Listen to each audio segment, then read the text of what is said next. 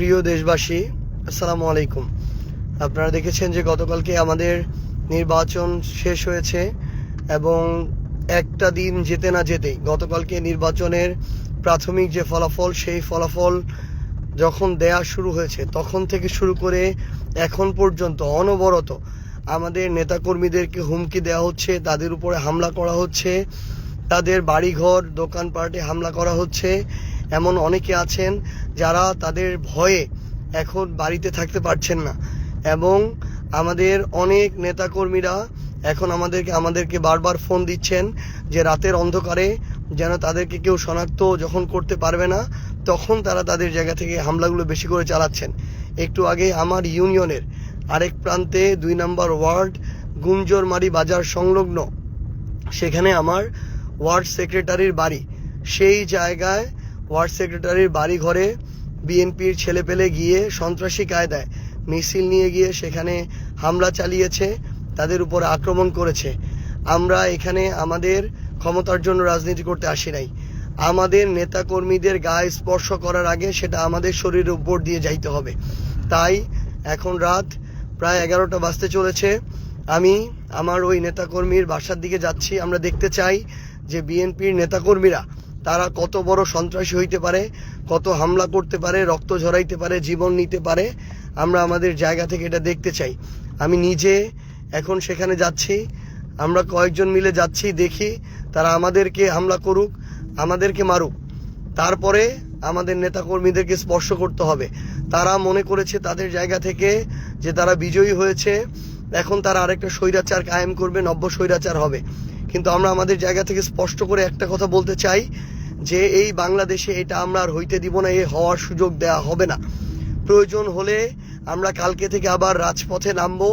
প্রয়োজন হলে আমাদের যে লড়াইটা ছিল অভ্যুত্থানের পরে, এই 1.5 বছরের লড়াই, যে বাংলাদেশে একটা গণতান্ত্রিক রাজনৈতিক পরিবেশ তৈরি করার লড়াই, এই লড়াইটা আমাদেরকে কালকে থেকে শুরু করতে হবে।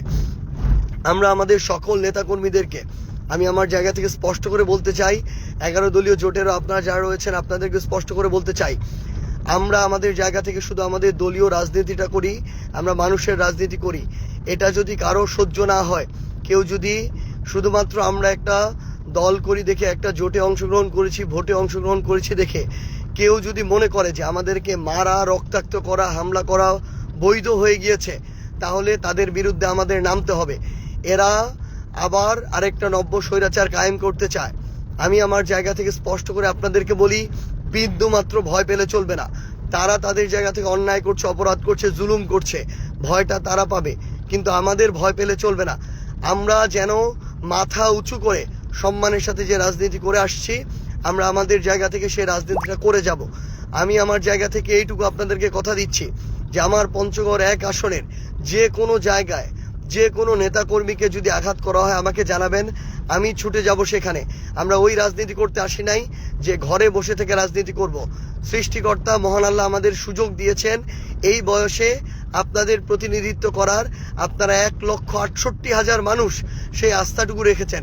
আমরা রক্ত দিব, জীবন দিব, কিন্তু আপনার যে আস্থার যে আমানত, সেই আমানত আমরা রক্ষা করব ইনশাআল্লাহ। আমি আমার জায়গা থেকে এখন গুঞ্জরমারি বাজারের দিকে আসছি। সেখানে নাকি 2-3 জন নব্য স্বৈরাচার তৈরি হয়েছে, যারা মনে করছে যে তারা জিতেছে দেখে সেখানে তারা আরেকটা ত্রাসের রাজত্ব কায়েম করবে, দাসের রাজত্ব কায়েম করবে। তাদের কথা মতো মানুষকে উঠতে হবে, চলতে হবে, বসতে হবে। এবং তারা তাদের জায়গা থেকে মনে করছে যে কেউ আর অন্য দলের রাজনীতি করতে পারবে না। যারা শাপলাকলির ভোট করেছিল, যারা সার্জিস আলমের সাথে রাজনীতি করেছিল, তাদের আর বেঁচে থাকার অধিকার নাই। যারা এটা মনে করে তাদের বিরুদ্ধে আমাদের আরেকটা লড়াইয়ে নামতে হবে।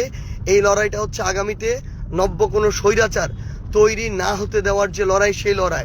আমি আপনাদেরকে আহ্বান করব, পুরো পঞ্চগড় 1 আসন সহ পুরো বাংলাদেশে আপনারা যারা আজকে আপনাদের উপর হামলা হচ্ছে, জুলুম হচ্ছে, নির্যাতন হচ্ছে, আপনারা রাজপথে নেমে আসুন। মনে রাখবেন, আমরা যদি একবার ছাড় দেই, তারা মাথায় উঠে যাবে, তারা গলা চেপে ধরবে, তারা আপনার ঘর পর্যন্ত চলে আসবে, পরিবারের মানুষ পর্যন্ত চলে আসবে। তারা আপনার জান নিতেও বিন্দুমাত্র দ্বিধা করবে না। তারা বিগত 1.5 বছরে নিজেদের ভাইদের, রাজনৈতিক দলের সহকর্মীদের পর্যন্ত 150 থেকে 200 জনের জান নিয়েছে। আমার আপনার জান তাদের কাছে বিন্দুমাত্র মূল্য থাকে না। সেই জায়গায় আপনারা প্রতিবাদ জানান, ঘরে বসে থাকবেন না, বিন্দু মাত্র আপনাদের জায়গা থেকে ভয় পাবেন না। মনে রাখবেন, অপরাধ তারা করছে, তারা জুলুমকারী, তারা ভয় পাবে। আমরা তো কোনো অপরাধ করি না, আমরা আমাদের রাজনৈতিক দল করি, আমরা আমাদের জায়গা থেকে আমরা আমাদের নির্বাচনটা করেছি। তারা ভোটে ইঞ্জিনিয়ারিং করেছে, ভোট চুরি করেছে প্রশাসনের সহযোগিতায়। এই ভয় তো তাদের থাকবে, তাদের কলিজাটা ছোট থাকবে। আমরা মানুষের ভালোবাসায় বিনা টাকায় এই নির্বাচন করে এত ভোট অর্জন করেছি। তারা তো কোটি কোটি টাকা করে লুটপাট করেছে এতদিন ধরে, সেই টাকা খরচ করেছে। এখন আবার তারা আমরা যদি ছেড়ে দেই, তারা একটা লুটপাটের ভয়ের রাজত্ব কায়েম করবে, যেটা আমরা করতে দিব না। আমরা একসাথে মিলে সবাইকে নামতে হবে। যদি না নামেন, কয়েকদিন পরে আবার কথা বলতে পারবেন না মুখ ফুটে। আপনার যে স্বাধীনতা, ওই স্বাধীনতাটুকু আপনারা আর ব্যবহার করতে পারবেন না। কয়েকদিন পরে দেখবেন আবার আগের মতো আরেকটা ত্রাসের রাজত্ব কায়েম হয়েছে। এই জন্য প্রথম দিন থেকেই প্রত্যেকটা অন্যায়ের বিরুদ্ধে আমাদের একসাথে দাঁড়াইতে হবে। মনে রাখবেন, আমাদের এই রাজনীতিতে, এই পঞ্চগড় নয়, পুরো বাংলাদেশে আমাদের নেতাকর্মীদেরকে আমরা ছেড়ে যাব না ইনশাআল্লাহ। আমাদের রক্তের উপর দিয়ে, জীবনের উপর দিয়ে তাদেরকে স্পর্শ করতে হবে। আমি আমার জায়গা থেকে এখন গুঞ্জরমারিতে আসছি। আমাদের যারা ভোটার ছিলেন, নেতাকর্মী, শুভাকাঙ্ক্ষী, সমর্থক, আপনারা গুঞ্জরমারি বাজারের এখানে চলে আসুন। ইনশাআল্লাহ আমরা একসাথে মিলে সকল ধরনের নব্য স্বৈরাচার যারা আছেন, যারা নতুন করে মানুষের উপরে জুলুম করতে চায়, তাদেরকে আমরা রাজনৈতিকভাবে মোকাবেলা করবো ইনশাআল্লাহ।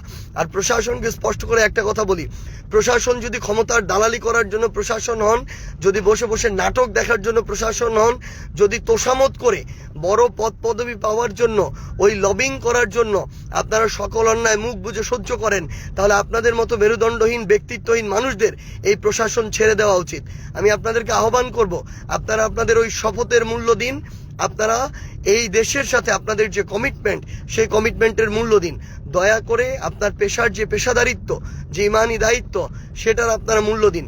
আপনারা পুরো দেশে যেই জুলুমগুলো হচ্ছে, সেই জুলুম বন্ধে আপনাদের যে অ্যাকশন, সেই অ্যাকশনগুলো নিন। এবং তারেক রহমানকে আমার জায়গা থেকে আমি স্পষ্ট করে একটা কথা বলতে চাই, যে আপনি দেশে এসেছেন, আপনি আপনার জায়গা থেকে এই নেতাকর্মীদেরকে, যারা আজকে থেকে 1.5 বছর আগেই জুলুমের শিকার ছিল, যারা নির্যাতিত ছিল, অনেকে নিপীড়িত ছিল, তারা যে আজকে নতুন করে জালেম হয়ে উঠছে, তাদেরকে যদি আপনি আটকাইতে না পারেন, নিয়ন্ত্রণ না করতে পারেন, তাহলে আওয়ামী লীগের চেয়েও খারাপ পরিস্থিতি হবে আপনাদের। এই জন্য আহ্বান করব যে কঠোর নির্দেশনা দেন। পুরা স্থানীয় পর্যায়ে আপনাদের নেতারা যে ভয়ের রাজ্য কায়েম করছে, আপনাদের নেতাকর্মীরা যে একটা বুনো উল্লাস করছে, মানুষের বাড়িতে হামলা করে, মানুষের উপরে হামলা করে, রক্ত ঝরিয়ে, এই বুনো উল্লাস আপনার থামাইতে হবে। আজকে আমার যুবশক্তির একজন কমিটির সদস্যকে তারা 15-20 জন মিলে পিটিয়ে মেরেছে।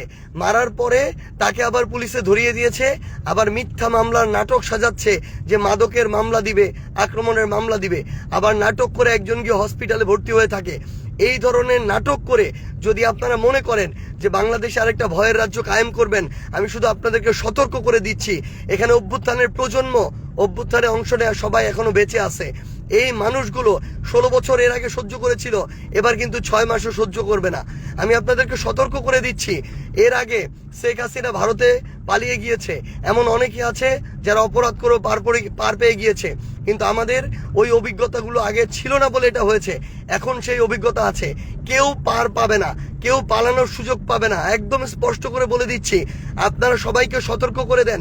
আমরা জান থাকতে, জীবন থাকতে আমাদের একজন নিরপরাধ নেতাকর্মীকে শুধু দল করার অপরাধে, শুধু একটা মার্কায় ভোট দেওয়ার অপরাধে আমরা হয়রানির শিকার হইতে দিব না, আমরা জুলুমের শিকার হইতে দিব না, আমরা রক্ত ঝরতে দিব না। এটা আমাদের ওয়াদা, এটা আমাদের কমিটমেন্ট। আমাদের নেতাকর্মীরা বাঁচলে আমরা আবার রাজপথে দেখা হবে। আপনারা সবাই প্রস্তুত থাকুন, নির্দেশনার অপেক্ষায় থাকুন। আমি এখন গুঞ্জরমারিতে আসছি, পরবর্তী যে স্পটে হবে, দিন নাই রাত নাই, 24 ঘন্টা আপনারা শুধু জানাবেন, আপনাদের সাথে দেখা হবে ইনশাআল্লাহ। আপনাদেরকে ছেড়ে যাব না। আপনারা যেহেতু ভোট দিয়ে ওই আমানত আমাদেরকে দিয়েছেন, আমরা জীবন দিয়ে সেই আমানত রক্ষা করবো ইনশাআল্লাহ।